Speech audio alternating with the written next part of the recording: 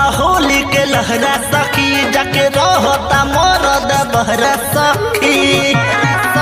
जब से चढ़ल बा होली के लहरा सखी जाके रहता मरद बहरा सखी रंग भाई बिरिया नहीं भावेला चोली के अनेक नहीं लागे भतार बिना होली के अनेक नहीं लागे भतार बिना होली के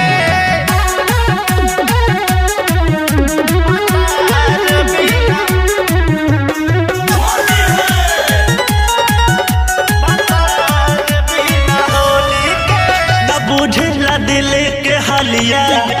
कलर बिना सुना बगलिया बहे फगुनाटा के हवा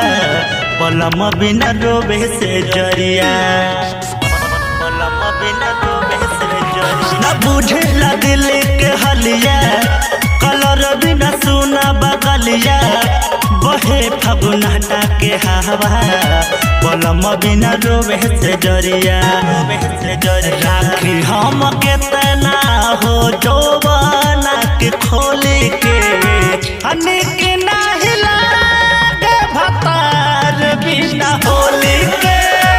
अनेक नहीं लागे भतार बिना होली के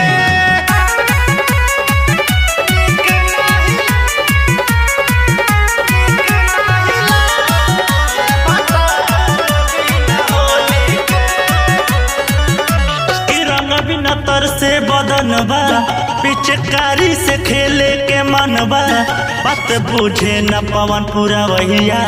कोनो बतिया के वो करा न गमोबा बतिया के वो करा न गमोबा हो रंग बिना तर से बदन बा पिचकारी से खेले के मन बा बात बुझे न पवन पूरा वहिया कोनो बतिया के वो करा न गमोबा